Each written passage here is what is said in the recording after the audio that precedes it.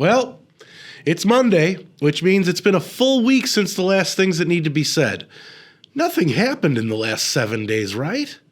Okay, I read some Trump tweets the other night. I had so much fun doing it. I went down a rabbit hole. I found perhaps my favorite Trump tweet of all time, so I'm going to read it again. This is May 8th, 2013.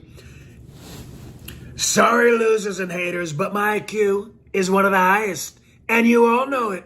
Please don't feel so stupid or insecure. It's not your fault.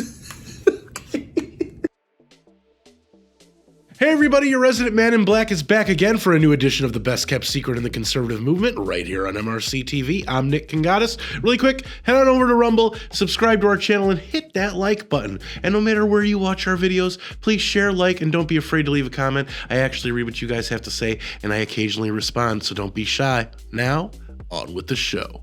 So I'm sure by now you've seen all the leftist tiers from places like TikTok and X that you can stomach. And you've probably also seen your fill of communists on the establishment propaganda media outlets attempt to figure out how their narratives didn't fulfill the destiny of their agenda, right? I'm sure you've seen enough of this. I am so frustrated! What the fuck? Beta!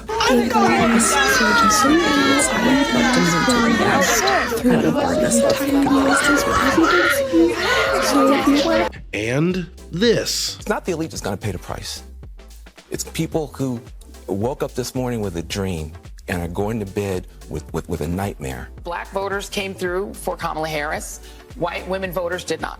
And this will be the second opportunity that white women in this country have to change the way that they interact with the patriarchy. People didn't come out, I don't know why, and it doesn't even matter. He's now the president. I'm still not going to say his name.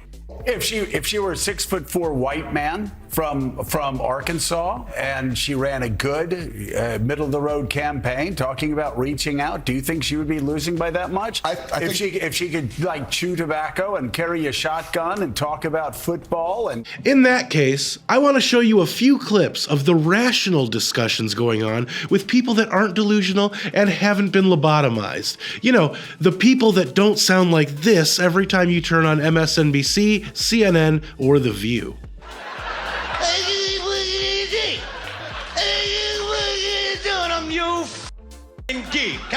Well, without further ado, let's get a look at what the new and improved media has been saying about the last week of events.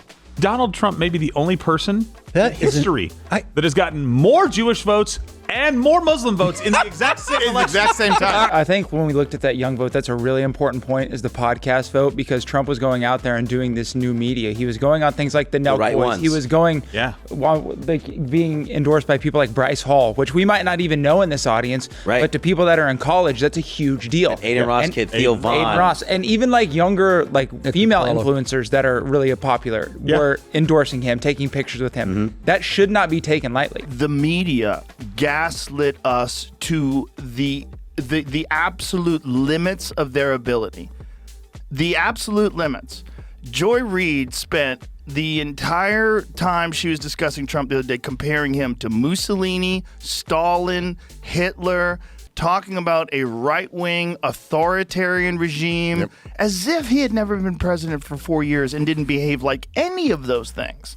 As if the economy wasn't booming, as if people weren't making more money, as if we weren't involved in any new conflicts overseas, no new wars. All the main lives on YouTube right now. Well, watch this. Number 2, AP.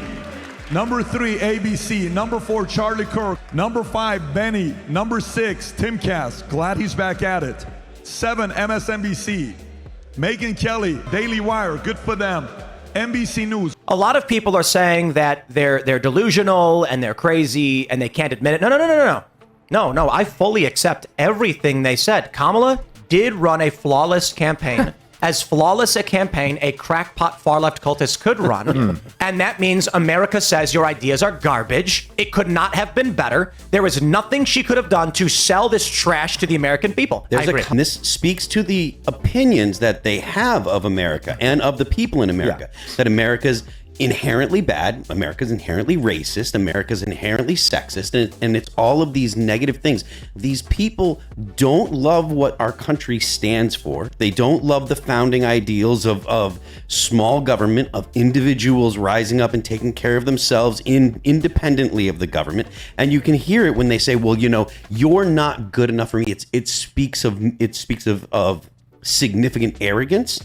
And it speaks of a bad worldview where they are the goodness and the rest of the world falls short of their goodness. We're getting this hilarious take from a lot of left-wingers where they're posting all over Twitter.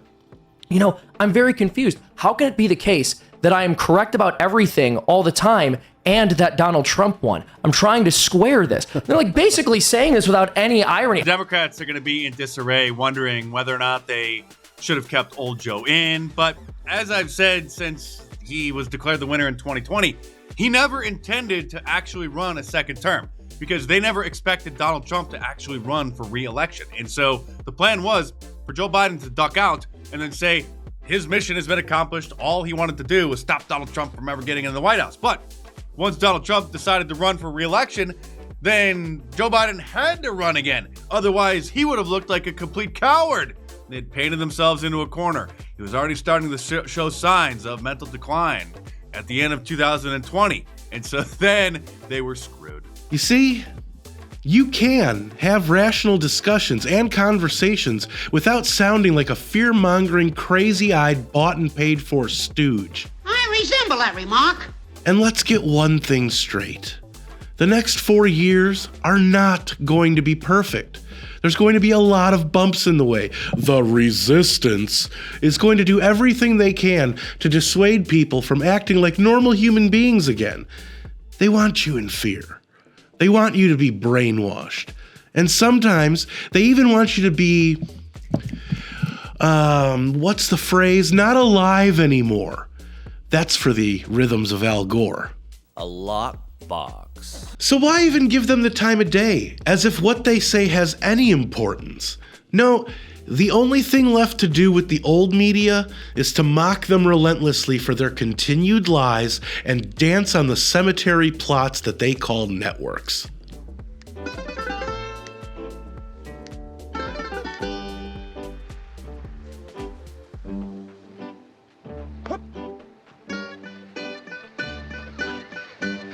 No one's buying your bullshit anymore. Why don't y'all just fade away? So, what do you all think? Should I cover more of what the new media says? And were these things that needed to be said? Let me know what you think in the comments, where I do read most and reply to some. And don't forget to subscribe to our channel on Rumble and hit that like button. If you like this video, don't forget to share, comment, and give it a thumbs up. Those are the best ways to help these videos reach more people, and it's the best way to let us know you want us to keep these videos coming. Subscribe to our channel and hit that notification bell so that YouTube might actually let you know when MRC-TV comes out with a new video, if they haven't censored it or taken it down yet.